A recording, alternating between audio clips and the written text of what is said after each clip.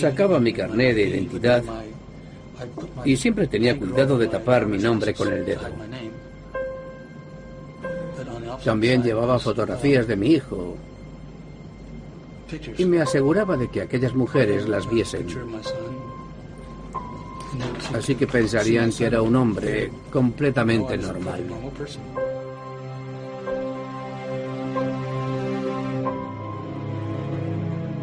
Una noche más, la furgoneta comenzó a rodar por los callejones en los que se apostaban prostitutas en cada rincón. El conductor contactó con una de ellas, que se subió al vehículo de aquel desconocido, sin sospechar que acababa de firmar su sentencia de muerte.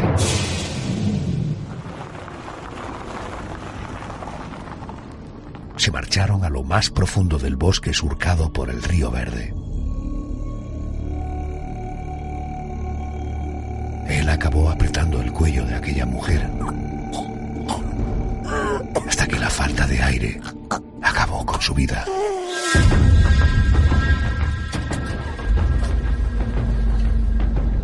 El estrangulador de Green River recorrió varios cientos de kilómetros hasta llegar a un lugar donde se encontraban los cadáveres semienterrados de varias mujeres.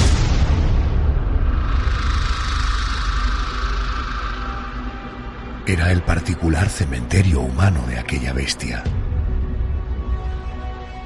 Un hombre llamado Gary Ridgway. Un ser atormentado por una infancia en la que vivió acosado por su madre, que llenó su cabeza de traumas. Unos traumas que él convirtió en un brutal odio hacia las mujeres.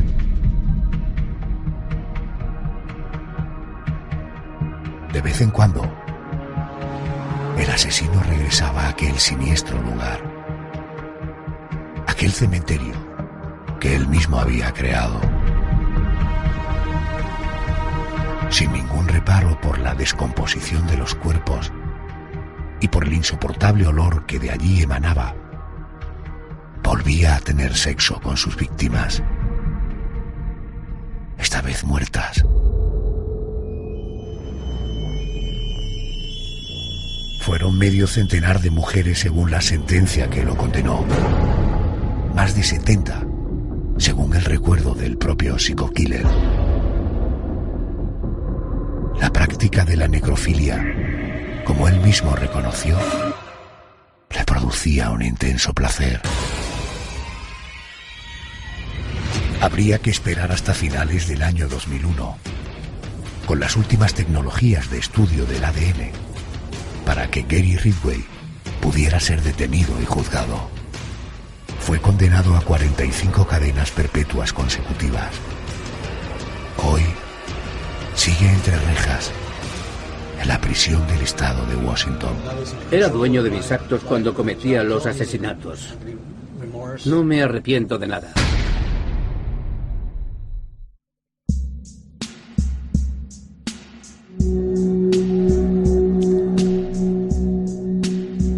Dicen las estadísticas que el protagonista de este expediente es uno de los asesinos en serie más prolíficos de Estados Unidos.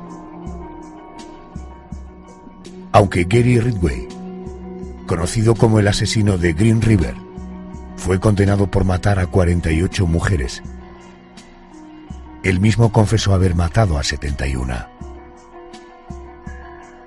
Y todos los indicios conducen, José Manuel Frías, buenas noches. Buenas noches, Adolfo. A una infancia atormentada en la que resalta la figura de su madre, ¿verdad? Efectivamente, y vamos a ir conociendo poco a poco esa infancia.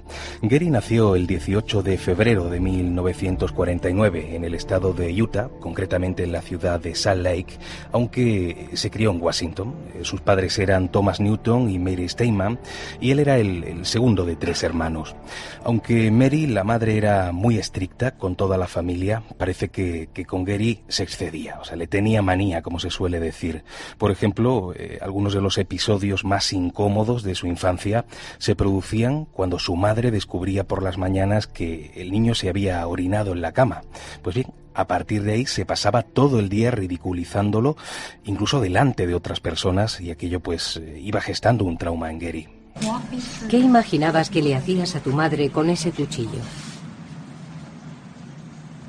Que le cortaba el cuello, para que dejara de humillarme de una vez. Dicen que ese trauma llegó a provocarle lo que se conoce como el síndrome de Edipo, ¿no? Sí, ese maltrato psicológico que era constante provocó que sintiera por su madre esa especie de relación de amor-odio, que es conocida efectivamente como síndrome de Edipo, que es un síndrome que le llevó incluso a sentir cierto deseo sexual hacia ella. Todo aquello provocó que Gary fuera un niño con problemas. En la escuela, por ejemplo, le fue fatal, llegó a repetir varios cursos y sus compañeros lo dejaban siempre apartado. Era un niño extraño, un niño que presentaba un comportamiento diferente al del resto. Como ejemplo, te puedo contar que en uno de sus ataques de ira llegó a dar varias puñaladas a un joven que era menor que él y que por suerte sobrevivió. Siendo adolescente, Gary Ridgway se alistó en la Marina y fue destinado a Vietnam en un barco de suministros. Solía pasar su tiempo libre buscando la compañía de prostitutas. En una de esas ocasiones, contrajo una enfermedad de transmisión sexual, lo que aumentó su odio visceral hacia la figura de la mujer. ¿Por qué las odias tanto? ¿Que por qué las odio? Porque las mujeres pueden controlarme y no me gusta que me controlen. Por eso, esas prostitutas querían controlarme. Nadie me ha querido nunca. No me importan. José, fue por aquella época cuando Gary Ridgway se casó, ¿verdad? Sí, se casó con una chica a la que conocí además desde niño. Ella era Claudia Barrows, pero no soportó, Claudia, las frecuentes visitas de su marido a los prostíbulos y ese matrimonio duró solamente 1 año y medio. Poco después se vuelve a casar, esta vez con una mujer llamada Marcia Winslow, y aquí, además de ser asiduo a los prostíbulos de la ciudad, Gary estaba absolutamente controlado por su madre. O sea, la madre todavía decidía la ropa que tenía que ponerse, opinaba sobre los gastos que había que realizar en casa y, lo que era peor todavía, criticaba constantemente a Marcia porque consideraba que no cuidaba correctamente de su hijo. Aquello obviamente también acabó en divorcio. Tras su segundo divorcio, Gary mantuvo relaciones esporádicas con varias mujeres hasta que finalmente en el año 85 conoció a Judith Mawson. Ella vio en él al marido perfecto. Se casaron y el matrimonio parece que funcionaba bien.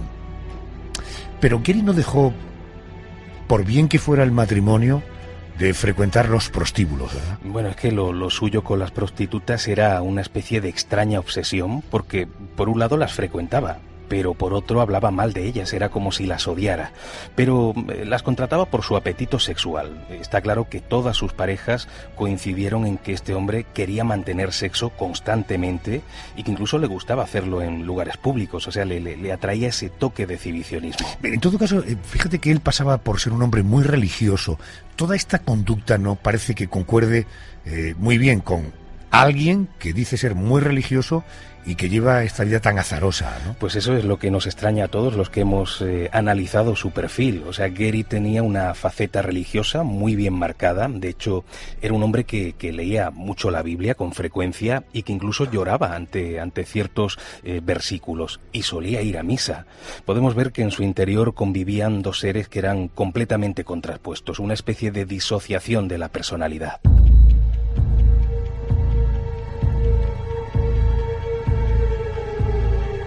Desde hacía años venían apareciendo cadáveres de prostitutas en las inmediaciones de Green River. El cuerpo de Deborah Bonner fue encontrado sin ropa en mitad del bosque, y el de Wendy Whitfield, que apareció flotando en el río. Ambas fueron estranguladas. ¿Cuál era el modus operandi de Gary Ridgway? Ese modus operandi era siempre el mismo. Él subía a su furgoneta, contrataba una prostituta, se iba con ella a algún paraje solitario y una vez que mantenía sexo con la mujer, la estrangulaba y luego abandonaba el cuerpo. Y eso casi siempre solía ocurrir en el entorno de Green River, pero otras veces las llevaba incluso a su propia casa, siempre que su esposa estaba fuera, y una vez que las asesinaba, metía los cuerpos en la furgoneta, siempre en mitad de la noche, y los dejaba en el bosque. ¿Ya sabías dónde ibas a esconder su cuerpo? No, primero la llevé a la parte de atrás del camión y la maté. Y después se me ocurrió tirarla al río Green. Así el agua borraría cualquier prueba. Queremos saber en qué pensabas. ¿Qué sentiste? Al cabo de un rato logré calmarme. Sabía que había matado a una persona, pero eso no aplacó en absoluto mis ansias de seguir matando. José Manuel, hay que destacar que algunos de esos cuerpos aparecían atados. Pero eso ocurría solamente con las mujeres que estrangulaba en su casa, y hay un motivo muy concreto. Él mismo reconoció que, como no sabía si estaban del todo muertas, prefería atarles las manos, atarles las piernas, para luego no llevarse la sorpresa de que volvieran en sí mientras que él estaba conduciendo su vehículo, y que entonces pues pudieran huir y pudieran delatarlo. El resto ya lo conocemos. Dejaba el cuerpo en el bosque, alejado de las carreteras principales, y por eso muchas de las víctimas tardaron bastante tiempo en ser descubiertas. De hecho, hay un detalle aterrador, y es que Gary regresaba a veces a esos lugares del bosque y mantenía sexo con los cadáveres, pero algunos ya estaban en proceso de descomposición e incluso emanaban un olor pestilente. Sobre sus andanzas en el bosque, Gary dijo lo siguiente: Otra parte de mi plan fue el lugar donde coloqué los cuerpos. Les quité la ropa y objetos personales para no dejar evidencia de quiénes eran, y así resultaría más difícil su identificación. Puse la mayor parte de los cuerpos en grupos, como si fueran racimos. Hice esto porque deseé no perder de vista a todas las mujeres que maté. Tuve el gusto de hacer un gran racimo alrededor del condado. Utilicé generalmente una señal para recordar a un racimo o grupo de mujeres. Mi intención fue crear racimos nuevos para no volver a los anteriores y ser pillado. ¿Cómo conseguía el protagonista de nuestro expediente de hoy, Gary Ridgway, despistar a la policía? Pues parecía que era muy hábil, evitando dejar pistas que pudieran conducir hacia él. Por ejemplo, si una víctima le arañaba cuando la estrangulaba, antes de dejar su cuerpo en el bosque, le arrancaba las uñas, y lo hacía para evitar que los agentes pudieran hallar en esas uñas rastros de su propia piel. Incluso a veces dejaba en la escena del crimen pistas falsas, como cigarrillos usados por otras personas que había recogido antes de alguna papelera. Pero incluso en una ocasión tuvo la idea de coger el carnet de una de las víctimas, de una de aquellas mujeres, y dejarlo en las cercanías de un aeropuerto. Aquello lo hizo para dar a entender que la víctima había huido del país. El 15 de agosto de 1982 se realizó un macabro descubrimiento. Un pescador llamado Robert Ainsworth, que navegaba con su lancha por las inmediaciones de Seattle, José Manuel, descubrió una multitud de cadáveres. ¿Cómo transcurrió la escena? Pues la verdad es que el hombre lo pasó fatal, y no es para menos. Él estaba navegando tranquilamente cuando de pronto se encontró con una figura en el agua que parecía mirarlo. Era una mujer negra que estaba allí flotando. Al principio llegó a pensar que podía tratarse de un maniquí, entonces movió el cuerpo con un palo, y fue entonces cuando descubrió que no, que era una mujer de carne y hueso. Casi al instante vio que aparecía muy cerca un nuevo cadáver, también de una chica negra, y el terror y la prisa se apoderaron del hombre, que salta directamente al agua, va nadando hacia la orilla para llegar lo más rápido posible, y desde allí llamó a la policía. David Reicher, detective del condado de King. Al principio pensó que eran maniquíes, pero al acercarse descubrió que eran seres humanos, cadáveres de chicas. Estaba en el lecho del río Green preguntándome qué clase de monstruo buscábamos. Ya no tenía ninguna duda, se trataba claramente de un asesino en serie. Los agentes sacaron algo en claro tras aquel hallazgo? Bueno, la policía acordonó rápidamente la zona, la registró para intentar dar con alguna prueba y precisamente en plena labor de búsqueda encontraron a otra mujer muerta, en este caso en tierra. Ella estaba desnuda y, como las otras, presentaba síntomas de estrangulamiento. En este cuerpo, concretamente, sí se podían apreciar signos de lucha porque tenía hematomas en varias zonas. Me miraban e intentaban detenerme. No, por favor. Pero yo seguía ahogándolas. No podía dejar que se escaparan. Alguna de ellas me habría entregado a las autoridades y ya no habría podido seguir matando. Fíjate que me vienes contando la preocupación que tenía para que no se identificaran a las víctimas. ¿Se logró identificar los cadáveres? Sí, esta última joven, por ejemplo, era Opal Mills, de 16 años, que, según los forenses, llevaba muerta 24 horas. Las otras dos, las que flotaban en el río, eran Cynthia Hinch, de 17 años, y Marcia Chapman, de 31, que, según todos los análisis, llevaban muertas varios días. ¿Qué sentías cuando apretabas tus manos alrededor del cuello de otra persona? De ese modo, por fin encontré la forma de vengarme de las mujeres. Después de que en pocos meses aparecieran varios cadáveres de mujeres en el mismo entorno, la policía tuvo claro que había un asesino en serie en la zona. En aquel momento, la policía, con la ayuda del FBI, puso en marcha el mayor operativo desde el activado en la búsqueda del psycho killer, Ted Bundy, el asesino de estudiantes. Ojo con Ted Bundy, porque finalmente se va a asociar con esta historia. Pero en todo caso, ¿qué línea principal siguió la investigación? Hombre, algo que quedó claro desde el principio es que los cadáveres encontrados pertenecían, todos ellos, a mujeres vinculadas con la prostitución. Por eso comenzaron los agentes visitando los enclaves que eran frecuentados por prostitutas y entrevistando a algunas de ellas, aunque hay que decir que había una reticencia inicial por parte de aquellas mujeres. Aquella información que se obtiene sirvió para detener a un sospechoso el 20 de agosto de 1982 e incluso se llegó a anunciar públicamente que ya habían atrapado al que era conocido como el estrangulador de Green River, pero luego resultó que era inocente y lo dejaron en libertad. O sea que de momento no dieron con el culpable, ¿no? Bueno, sí y no. Dieron con un culpable, pero no era el culpable, me explico. Una prostituta de 21 años, Susan Whitmar, contó que un hombre había contratado sus servicios, pero que después la había secuestrado en su camioneta, una camioneta azul y blanca. El agresor usaba como arma intimidatoria una pistola, pero después de violarla la dejó marchar. Ese mismo suceso le pasó a Debra Lorraine, de 15 años. Aquí los detalles sobre su agresor coincidían completamente con los de Susan y además, en este caso, la chica recordaba la matrícula. ¿Y lograron dar con él? Sí, claro, fue sencillo. Pocos días después detuvieron al dueño de la furgoneta. Era un carnicero llamado Charles Clinton y en su casa además encontraron las dos pistolas. Cuando las dos víctimas vieron al agresor, lo reconocieron de inmediato y por supuesto la policía creyó que tenía entre sus manos al asesino. Y lo que tenía efectivamente era el agresor de las dos prostitutas, como el propio Charles terminó confesando, pero no era el estrangulador de Green River, como se pudo comprobar rápidamente gracias a varias coartadas de peso. Las desapariciones de mujeres y el descubrimiento de cadáveres se siguieron produciendo en aquel año 1982. Fue el caso de Giselle Lobor, de 17 años, desaparecida a finales de julio, cuyo cuerpo desnudo y en descomposición fue hallado por un ciclista el 26 de septiembre en las cercanías del aeropuerto. Los calcetines negros con los que había sido estrangulada aún colgaban de su cuello.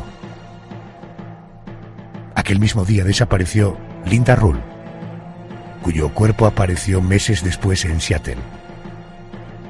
Pocos meses después, el 3 de diciembre, desapareció Rebecca Marrero, de 20 años. Su cadáver sería encontrado casi 3 décadas después, en un barranco. Os hice un favor matando a esas prostitutas. No podéis controlarlas, yo sí. Es cierto que a nuestro protagonista Gary Ridgway casi lo detienen a finales de abril de 1983. Pues eso parece. Todo comenzó el 30 de abril cuando la prostituta Mary Malvar se subió a la camioneta de un desconocido y su novio, que andaba cerca, de hecho era el proxeneta de aquella joven, vio que ambos empezaban a discutir y que el vehículo aceleró de golpe. No pudo seguir a ese vehículo, así que denunció lo sucedido a la policía, sobre todo al comprobar que su novia no regresó aquel día, y unos días después el propio joven encontró la camioneta aparcada junto a una casa en el 348 de la calle Sur. Los agentes interrogaron al dueño de la vivienda y del vehículo y era Gary Ridgway, pero él negó conocer a la víctima y la policía, quizá demasiado confiada, se olvidó del asunto. Por tanto, podemos entender que los avances en las investigaciones eran mínimos. Pues casi nulos. Aunque las desapariciones continuaban, las pistas estaban acabando. El listado de cuerpos que fueron apareciendo en los años 1983 y 1984 es bastante extenso. Hablamos de decenas de mujeres jóvenes que perdieron la vida a manos de Gary Ridgway. Como por ejemplo Carol Ann Christensen, una joven de 21 años que apareció con la cabeza cubierta por una bolsa de papel el 8 de mayo. Las algas que había en su cuerpo demostraban que había estado en agua durante bastante tiempo y se llegó a la conclusión de que fue estrangulada con un cable. Y fue muy curioso también el descubrimiento del cuerpo de Mary Measham el 13 de noviembre porque en su cadáver se encontraron cosas muy extrañas, 2 lápices, un tubo de plástico y piel arrancada y pegada sobre el cráneo. José Manuel, ¿y estos cadáveres aparecían en lugares separados entre sí? Hombre, aparecían, tal y como dijo el asesino, en racimos, con lo cual en varios entornos que sí estaban separados entre sí, aparecieron decenas de cuerpos que estaban juntos, normalmente parcialmente enterrados, y se llegaron a contabilizar más de 5 vertederos de cadáveres. ¿Qué era lo que te hacía sentir tan bien? La primera vez sentí un poco de miedo porque podría haber sido descubierto. Pero según iba matando, se hacía cada vez más fácil. Y cada vez las escondía un poco más lejos. De ese modo, a la policía le resultaría más difícil descubrir los cadáveres. Abril de 1984. La vidente Bárbara Kubik tuvo la visión del cuerpo de una mujer enterrada en la carretera interestatal 90. La policía no hizo caso a aquella supuesta visión. Así que ella misma, con ayuda de su hija, acudió hasta allí y desenterró un cadáver. Fue un acontecimiento muy sonado en la época y del que se hicieron eco todos los medios de comunicación. José, también fue muy comentada la confesión de 2 presos que finalmente resultó ser falsa, ¿no? Sí, se trataba de Henry Lucas y de Otis Toole, que eran 2 criminales que estaban en aquel momento en prisión y que confesaron ser los autores de los asesinatos de prostitutas. Pero después de varios interrogatorios había piezas que no encajaban y se desestimó el asunto. Bueno, pues siguió creciendo la bola alrededor de este estrangulador. La vidente, los presos que dan confesiones falsas y lo más llamativo, la entrada en escena de un personaje al que antes nos hemos referido y que ha sido protagonista de uno de nuestros expedientes de la Crónica Negra. Ted Bundy. También participa Ted Bundy, el asesino de estudiantes. Pues sí, como era de esperar, aquello fue una auténtica bomba mediática. O sea, Ted Bundy se ofreció a ayudar a los investigadores. Él decía que como asesino en serie que era, conocía la mentalidad de los demás asesinos y concretamente del estrangulador de Green River. Los agentes aceptaron y Ted parece que dio detalles muy importantes. O sea, fue, en cierto modo, uno de los asesores de la policía. David Reicher, detective. Nos escribió una carta en la que decía: ¿por qué no venís a hablar conmigo? Creo que puedo ayudaros a entender la mente del hombre del río. Así era como llamaba a Ridgway. Dijo que era probable que le gustase la pornografía, la caza, el poder y la autoridad sobre sus víctimas, y que volvería para mantener relaciones sexuales con los cadáveres. Nos dio un punto de vista interior que no habíamos tenido en cuenta antes. Pero la investigación no avanzó. En el año 1986 seguían apareciendo cadáveres y los ciudadanos se echaron a la calle para protestar contra la policía, sobre todo cuando aparecieron cuerpos en el estado de Oregón o en la ciudad canadiense de Vancouver. Vamos a por nuestro psico-killer de la noche. ¿Cuándo centra su atención la policía en Gary Ridgway? Fue a principios de 1987 cuando uno de los detectives del grupo de investigación, Matt Haney, recordó a aquel hombre que había sido interrogado años atrás. Él tenía una especie de pálpito y quiso probar si estaba en lo cierto. Lo primero que hizo fue interrogar a sus dos ex esposas y ahí conoció detalles de esa voracidad sexual y de su atracción por las prostitutas. Esto era muy importante. Cuando Matt indagó un poquito más, pudo comprobar que Gary había pedido permiso para ausentarse de su trabajo. Él era pintor de camiones y casualmente en las fechas de las desapariciones de muchas de aquellas jóvenes no había ido a trabajar. Vamos a escuchar el testimonio de un compañero de trabajo del asesino. Gary era pintor, hacía los dibujos en los camiones con cinta adhesiva. Era meticuloso. Le gustaba asegurarse de que todo estaba perfecto. Perfecto para él. Cuando pasaba una mujer, todos nos quedábamos mirándola. Pero él tenía algo oscuro en la mirada, se quedaba como ensimismado.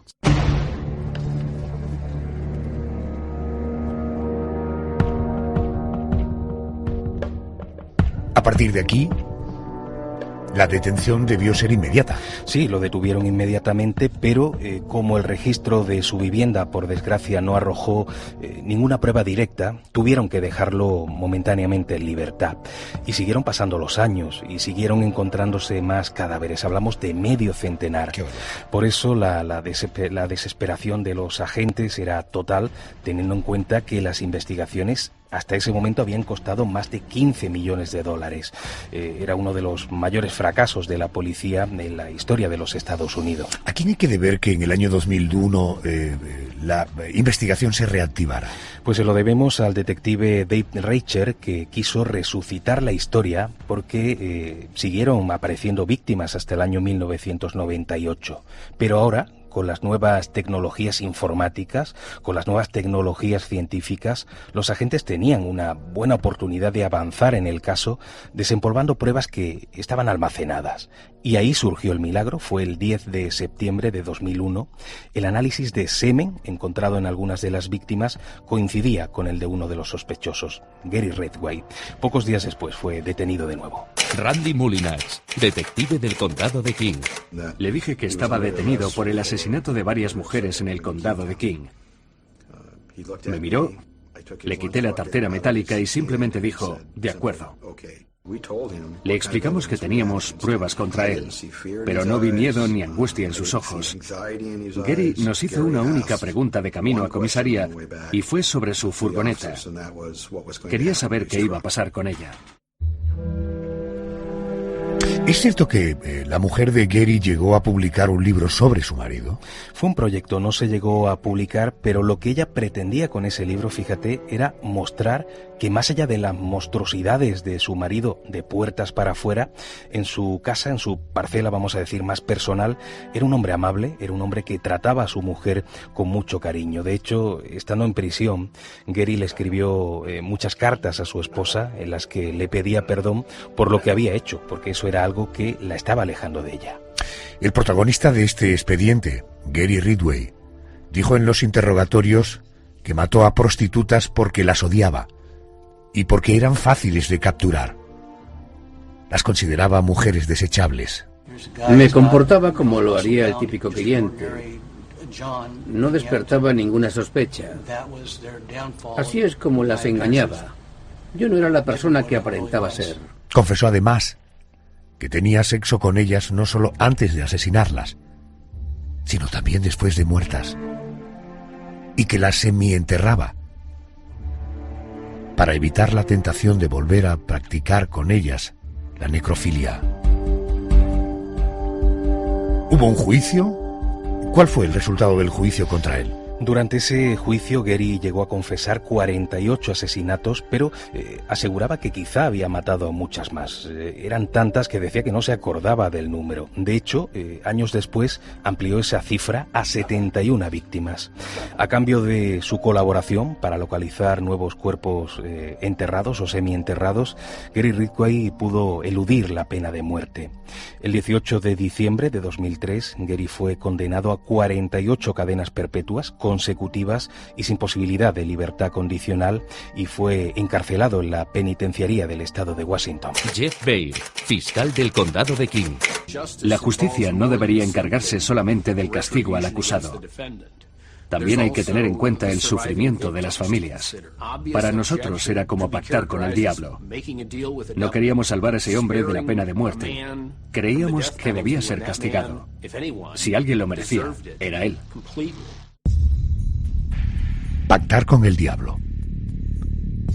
Durante el juicio, un hombre hizo llorar al mismísimo asesino. Se trataba del anciano padre de una de las víctimas, que dijo al asesino lo siguiente: Señor Ridgway, aquí hay gente que le odia. Yo no soy uno de ellos. Me ha hecho muy difícil estar a la altura de mis creencias. Y lo que Dios me dice que tengo que hacer es perdonar. Está perdonado, señor.